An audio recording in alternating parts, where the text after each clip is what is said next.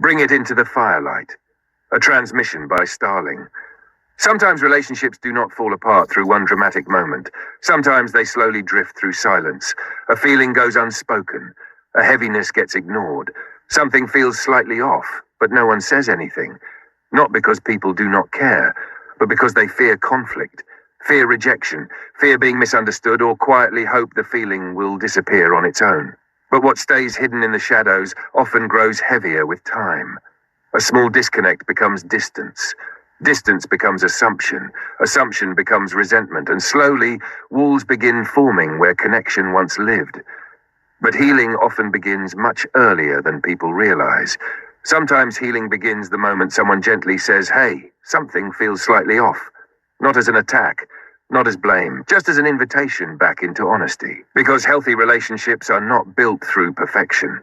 They are built through openness, reassurance, emotional presence, tenderness, honesty, and the willingness to bring things into the firelight before they become too heavy to carry alone.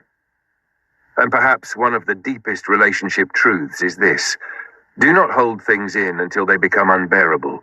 Bring them into the firelight while they are still small, because little hurts are easier to soften than years of silence.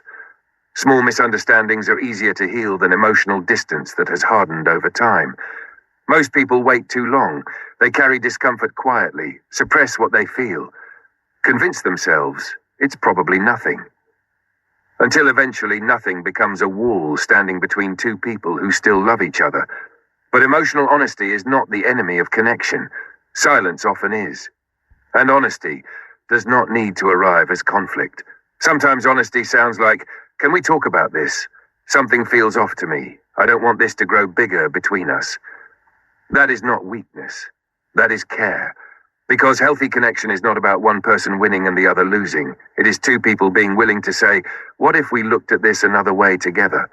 Not criticism, not attack, refinement, understanding, reconnection. And this truth matters not only for relationships with others, but for your relationship with yourself. Many people believe healing means never feeling sadness, anger, fear, or heaviness again. But healing is not the absence of emotion. Healing is learning. I can feel this without losing myself inside of it. That is awareness. Suppression says, "I should not feel this." Awareness says, "I do feel this, but I do not have to become this." There is a difference, because the goal is not to pretend darkness does not exist. The goal is to stop building your home inside it, to notice the emotional weather without immediately becoming the storm, to allow softness instead of emotional armor, connection instead of silent distance, presence instead of avoidance. And yes, sometimes healing also looks like laughter, because the nervous system cannot live in heaviness every moment of every day.